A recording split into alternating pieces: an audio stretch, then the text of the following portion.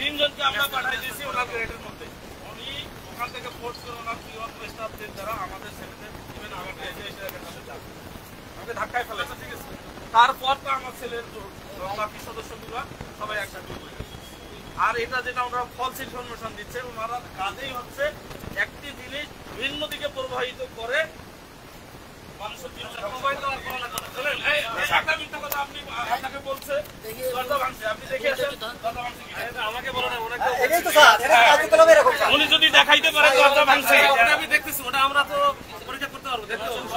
উনি যদি বলতে না পারে আরে এত আরো স্যার এখন শুনেন স্যার আমরা প্লিজ কথা বলেন এখন স্যার আমরা এই কথা বলেন স্যার আমরা এখন কি বলেন স্যার আমাদের বলেন যে আমরা যেটা বলতেছি। হ্যাঁ বলেন। এটা হচ্ছে মনে করেন এই যে আমি বারবার যেটা বলতেছি সফটলি বলতেছি, একেবারে শুধু মনে করেন আপনাদের একটা ভাই আমি, আপনাদের এই যে যারা আছেন একটু সবার প্রতি একটু রিকোয়েস্ট করতেছি যে আপনারা একটু দয়া করে সবাই নিচে যান।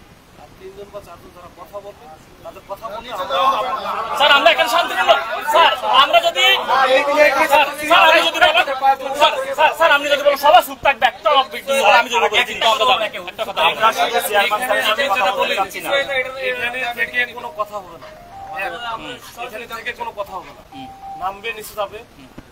যে প্রতিনিধি যারা আছেন তারা তিনজন থাকেন চারজন থাকেন, যদি মনে করেন পাঁচজনও থাকেন যারা কথা বলবে তখন আপনার সবাই কথা বলার দরকার নাই, ওখানে থাকুক। যদি না হয়, যদি মনে করেন যে এই পাঁচজন প্রতিনিধি পারতেছে না, আবার আপনাদের কাছ থেকে নিয়ে আসবে, সমস্যা নাই। কিন্তু আপনার দরকার তো কাজ হওয়া নাকি, এখানে সবাই উপস্থিত থাকে না। এইখানে একটা এই যে একটা অফিসের ভিতরে, সরকারি একটা অফিসের ভিতরে এখানে আপনারা থাকলেন, অন্যান্য অনেক হয়তো পরীক্ষার্থী আছে যারা সবাই থাকবো এখানে আমি বলি এখানে হচ্ছে অন্যান্য অফিসার আছে না, এখানে যারা সরকারি কাজ করতেছে এখানে আছে না, যখন আপনি থাকবেন তখন তাদের জন্য এটা হচ্ছে একটা প্রেশার না, আলাদা এটা মেন্টাল প্রেশার না। ধরে বলো তুমি প্রেশার দিবার আমি বসে থাকবো, তুমি কি মনে করছো সেটা? তুমি কি মনে করতেছো এটা দেশে কি আইন নাই? স্যার এটা কি জানেন আইন দিয়ে এটা আইন নয় স্যার এর কথা বলতে না আমরা গেছিলাম না নাই স্যার কিন্তু আমরা প্লিজ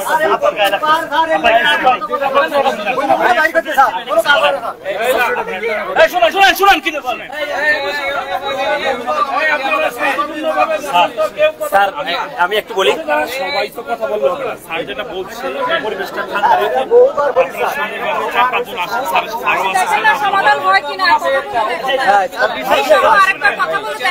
সবাইকে আমরা কথা বলে দেখছি, আমরা সবাই বারান্দায় থাকবো, এখানে কেউ আসবেন আমরা কথা ভাই আপনি বলেন আমি কম্পিটেড স্যার, আমি আপনার শুনে আমি কিছু বলবো না, যেটা আমি বলতেছি এটা তোমাদের যে বিষয়গুলো আছে এটা বিবেচনা করেই বলতেছি। আমি নিজে বলতেছি কিন্তু এটা তোমাদের কথা বিবেচনা করেই বলতেছি। প্রত্যেকটা জিনিসেরই আন্দোলন যে তুমি করো, তোমার একটা সিস্টেম আছে না, সেই সিস্টেম অনুযায়ী দায়িত্ব।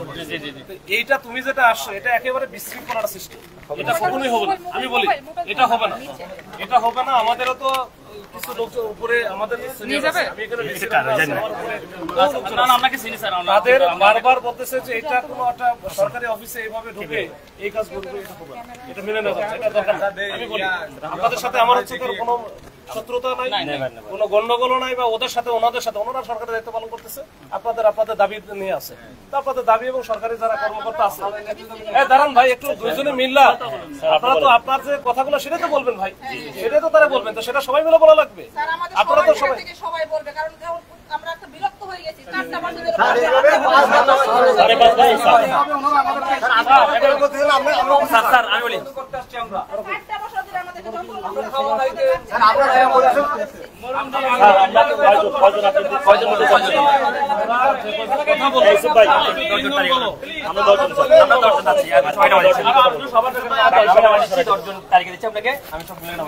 আমি 2 মিনিট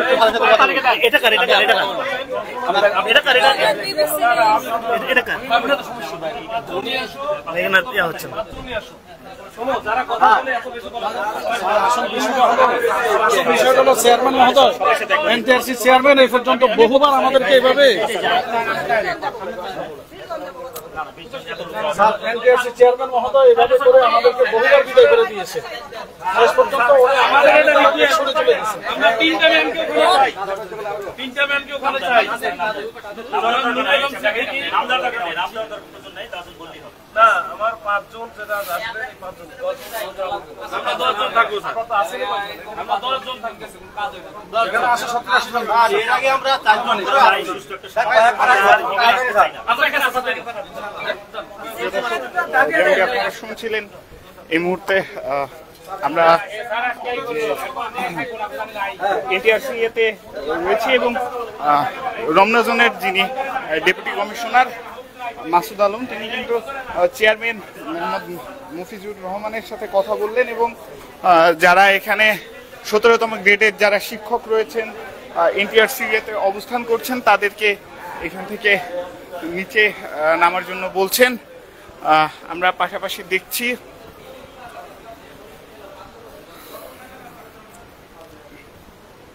যারা এখানে অবস্থান নিয়েছিলেন তারা ধীরে ধীরে নিচে যাচ্ছেন।